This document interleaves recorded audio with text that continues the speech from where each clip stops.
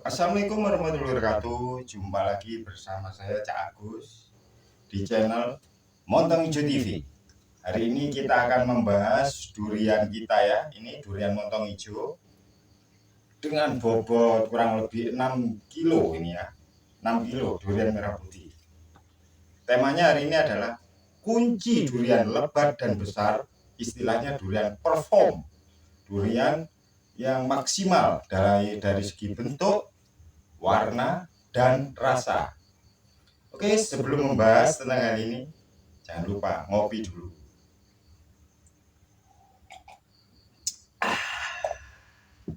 Di sini tanpa basa-basi kita bahas empat poin yang harus diwaspadai. Pertama,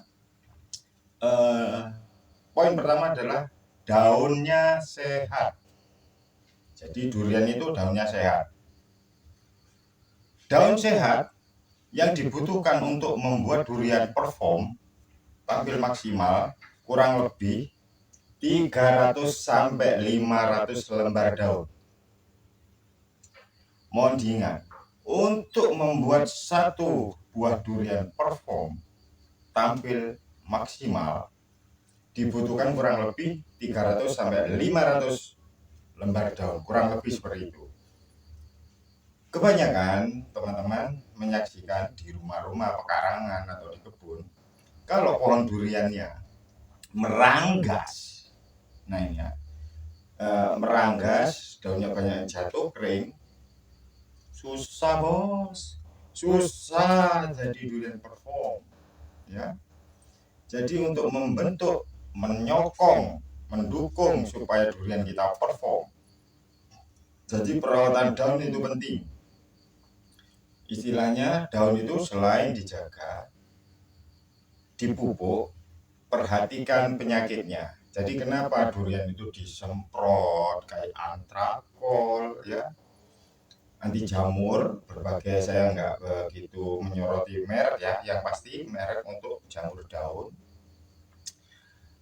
Terus fungisida ya, selain fungisida ya tadi itu ya, fungisida dan insektisida itu penting supaya daun itu maksimal, tidak terganggu. Jadi pertama perhatikan daun.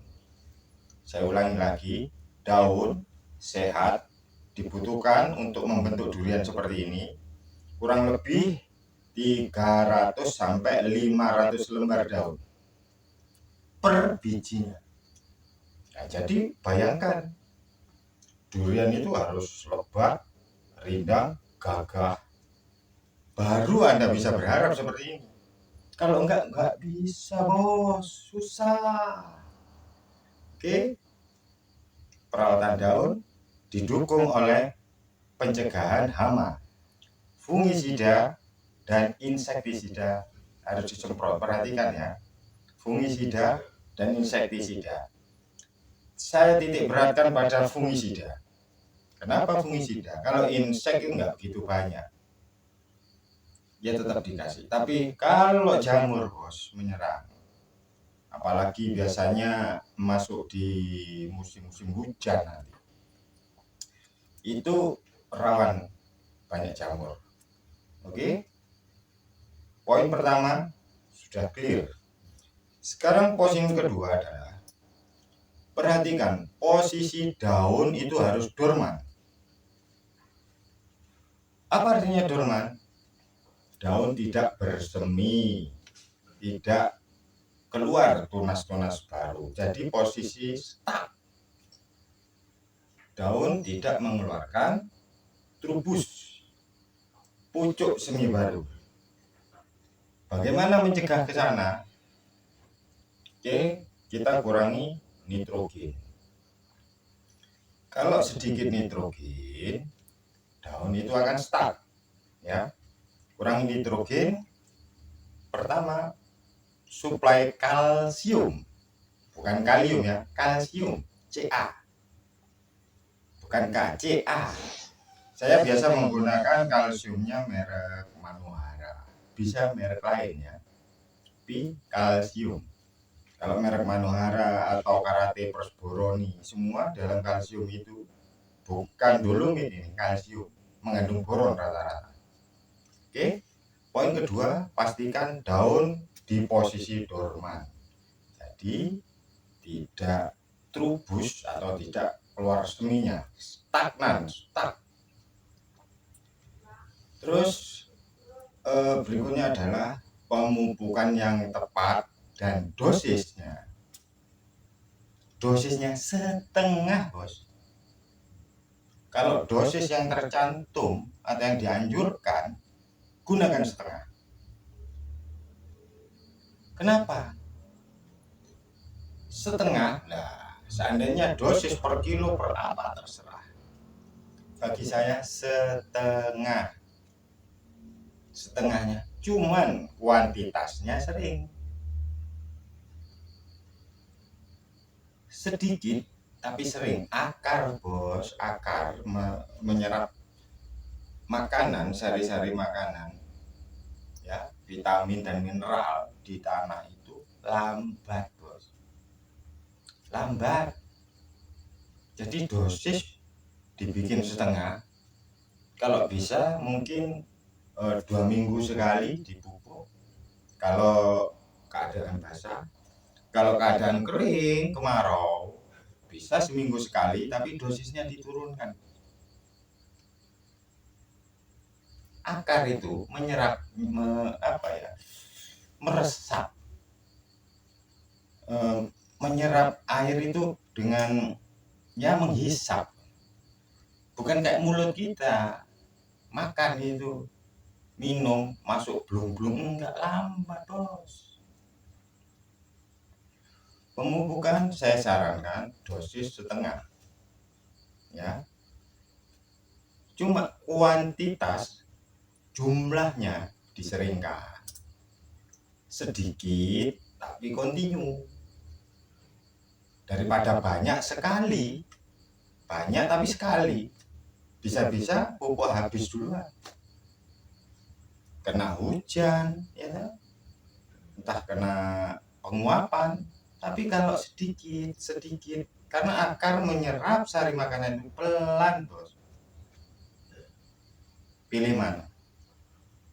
Banyak sekali, satu kali, atau kontinu. Atau biasanya orang 2 bulan, 3 bulan sekali. Saya mending 2 minggu sekali.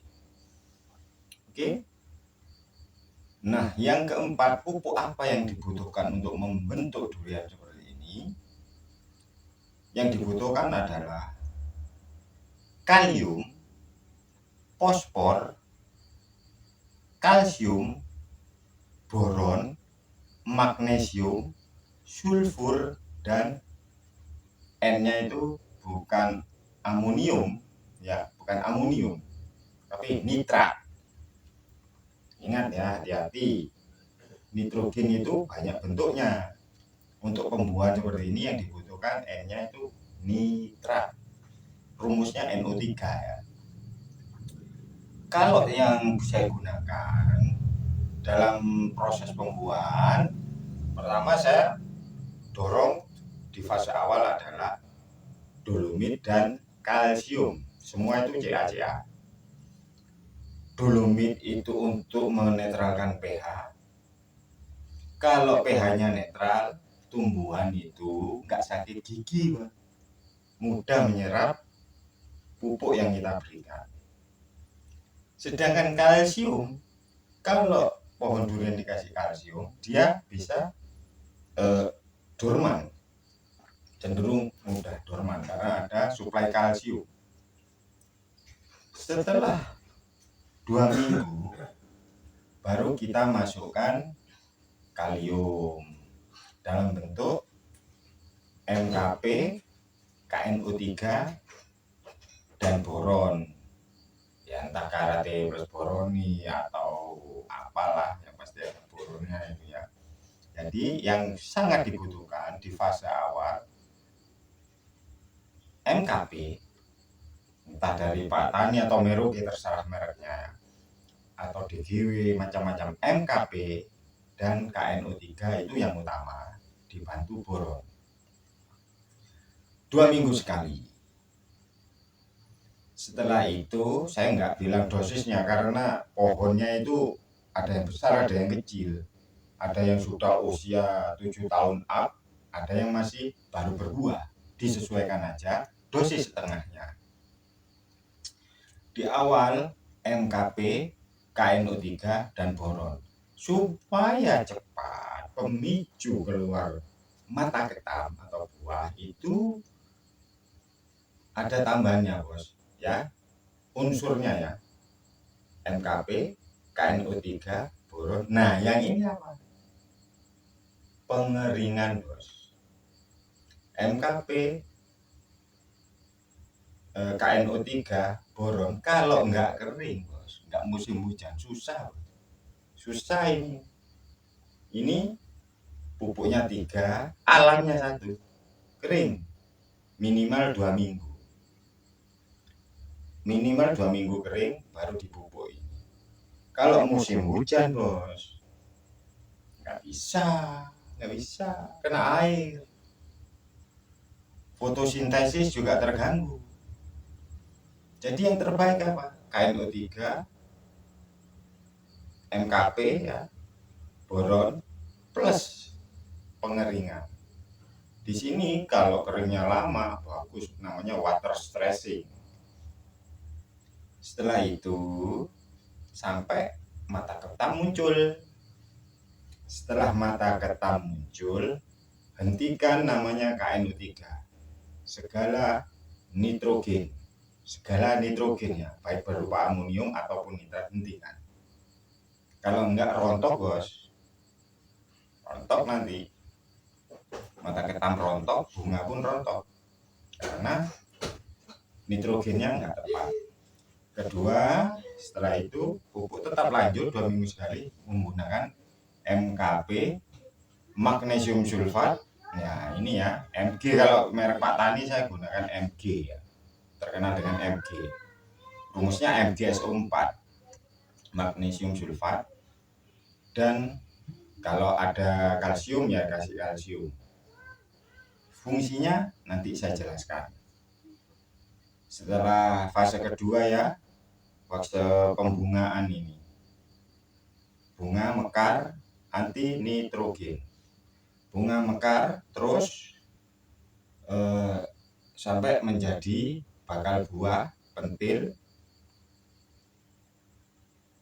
Yang sering saya gunakan tetap nanti MKP. Ketika buah sudah nyangkut agak besar kayak gini, MKP 1, setengahnya KNO3. Ya, untuk kenapa ada N lagi? Untuk membantu pembengkakan sampai durian besar maksimal. Setelah itu fase pematangan yang digunakan MKP, dan saya selain MKP dari Pak Tani saya menggunakan SOP.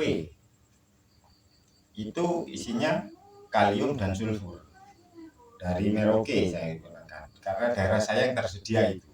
Mungkin di teman-teman ada merek lain, terserah, yang pasti kalium sulfur ya, MKP dan kalium sulfur sampai durian ini jatuh atau batang sempurna.